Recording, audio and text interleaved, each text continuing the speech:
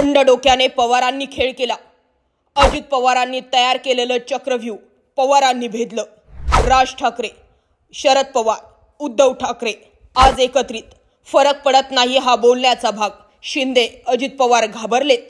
भाजप शिंदे दादांपासून नामानिराळे स्वतंत्र लढणार सांगून आधीच फडणवीसांनी शिंदे दादांसमोर आव्हान उभं केलं। संग्राम जगतापांच्या भूमिकेला विरोध।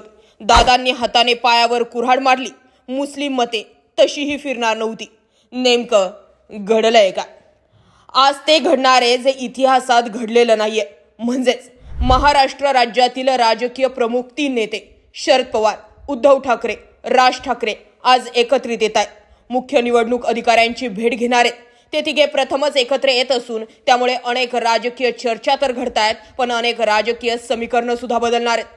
राष्ट्रवादी काँग्रेसचे अध्यक्ष शरद पवार, शिवसेना पक्षप्रमुख उद्धव ठाकरे, मनसेचे पक्षप्रमुख राज ठाकरे, काँग्रेसचे प्रदेशाध्यक्ष हर्षवर्धन सपकाळ यांचा या शिष्टमंडळात समावेश असेल।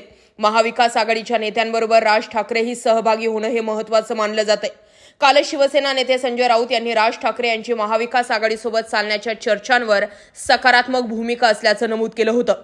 त्यानंतर आता मनसे, शिवसेना, राष्ट्रवादी काँग्रेस आणि काँग्रेसचे नेते एकत्र येऊन निवडणूक आयोगाच्या अधिकाऱ्यांची भेट घेणार असल्याची माहिती समोर येते। दरम्यान या सगळ्या घडामोडींव्यतिरिक्त आता महानगरपालिका, नगरपालिका, जिल्हा परिषदा, पंचायत समितींच्या निवडणुका या लवकरच जाहीर होणारे। आरक्षण सोडत झाल्यात, प्रभाग रचना झालेल्या आहेत। ह्या सगळ्या गोष्टी जर बघितल्या तर आता शरद पवार आणि त्यांची महाविकास आघाडी सुद्धा ऍक्टिव्ह झाली आहे। राज्याचे 4 वेळा मुख्यमंत्रीपद भूषवलेले शरद पवार हे मंत्रालयात कधी येत नाहीत। मंत्रालयाला लागलेल्या आगीनंतर त्यांनी थेट तेथे भेट दिली होती। त्यामुळे पवार हे अनेक वर्षांनंतर मंत्रालयात येणार आहेत। दुसरीकडे सर्व पक्षीय शिष्टमंडळात जाण्यावरून काँग्रेसमध्ये 2 मतप्रवाह आहेत। काही जणांच्या मते मनसेबरोबर पक्षाच्या नेत्यांनी जाऊ नये अशी भूमिका पक्षाच्या बैठकीत मांडण्यात आली आहे। आता हा झाला एक मुद्दा। थंड डोक्याने पवारांनी खेळ केलाय असं म्हणायला दुसरं कारण उरतं म्हणजे संग्राम जगतापांच्या भूमिकेला विरोध। शरद पवार आणि अजित पवार दोघांची भूमिका कॉमन आहे। संग्राम जगताप यांच्या भूमिकेला विरोध करणं।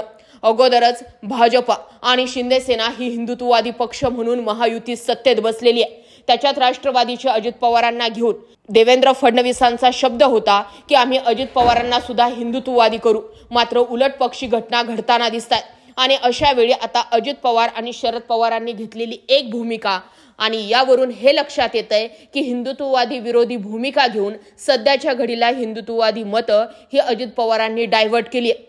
मात्र असं करून सुद्धा मुस्लिम मतं हे अजित पवारांना मिळणार नाहीयेत हे प्रत्येकाला कळून चुकलंय।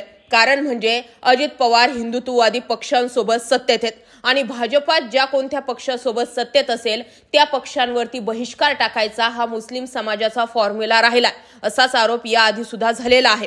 आता तिसरा मुद्दा समजून घ्या की भाजप हे शिंदे आणि दादांपासून कसे नामनिराळे झालेत। एकीकडे महाविकास आघाडी भूतोना भविष्यती अशी आघाडी तयार करते आणि दुसरीकडे भाजप, शिंदे सेना, अजित पवार यांना महायुतीमध्ये मिळालेलं अवाढव्य मत बघून सगळेच पक्ष हवेत गेलेत आणि त्यामुळे महायुती सोडून लढण्याचा विचार करतात। याआधी गुलाबराव पाटील असतील, संजय शिरसाट असतील अनेकांनी बोलून दाखवलंय महायुती सोडून वेगळं लढण्याचा प्रयत्न करू नका। तसं केलं तर नुकसान आपलं होईल, आपल्या कार्यकर्त्यांचं बलिदान जाईल। मात्र तसं न करता छत्रपती संभाजीनगरमध्ये देवेंद्र फडणवीसांनी सांगितलंय की स्थानिक लेवलचे कार्यकर्ते जसे म्हणतील तशा पद्धतीच्या युती आघाड्या ज्या आहेत त्या या निवडणुकांमध्ये होणार आहे। अर्थातच आता जे सोबत असतील त्यांच्यासोबत मैत्रीपूर्ण लढत होणार आणि जिथे मैत्रीपूर्ण लढत होणार नाहीये तिथे जर विचार करायचा जर ठरला तर थेट टोकाची टीका न करता विरोधामध्ये आम्ही उभं राहू। थोडक्यात शिंदे आणि दादांच्या उमेदवारांसमोर आमचे उमेदवार उभं राहतील असं सांगून भाजपाने या विषयातून हात काढून घेतलाय आणि त्यामुळे भाजपाची सेपरेट अशी वोट बँक आजही सेव्ह आहे। मात्र तिकडे शरद पवार, इकडे उद्धव ठाकरे दोघंही एकत्रित आलेले आहेत आणि या 2 पक्षांची उपपक्ष म्हणून अजित पवार आणि एकनाथ शिंदेच्या पक्षाला बघितलं जातं। मग अशामध्ये दोन्ही पक्षांचे राखीव मतं हे शरद पवार, अजित पवार, एकनाथ शिंदे आणि उद्धव ठाकरे यांच्यामध्येच विभागले जातील आणि त्याचा फायदा हा याही वेळी भाजपाला होणार आहे। आता संग्राम जगतापांच्या भूमिकेला केलेला विरोध असो किंवा भाजप यांनी दादा आणि शिंदेपासून वेगळं होण्याचा या निवडणुकांसाठी केलेला विचार असो, राज ठाकरे, पवार, उद्धव ठाकरे यांचा एकत्रित येण्याचा विषय असो, या सगळ्या गोष्टी सांगतात की बराच काळ पवार हे शांत राहिले. मात्र आता थंड डोक्याने पवारांनी हा केलेला कार्यक्रम एकच सांगतोय की यामध्ये विकेट पडल्या तर ते शिंदे आणि एकंदरीत दादांच्याच कार्यकर्त्यांच्या पडताना दिसणार आहेत. तुम्हाला काय वाटतंय? राज ठाकरे, काँग्रेस, उद्धव ठाकरे, शरद पवार एकत्रित येण्याने महापालिका निवडणुकांवरती फरक पडेल की नाही पडणार? कमेंट सेक्शनमध्ये जरूर व्यक्त व्हा. अशाच माहितीपूर्ण व्हिडिओसाठी आपल्या चॅनल आवर्जून सबस्क्राईब करा. जय महाराष्ट्र.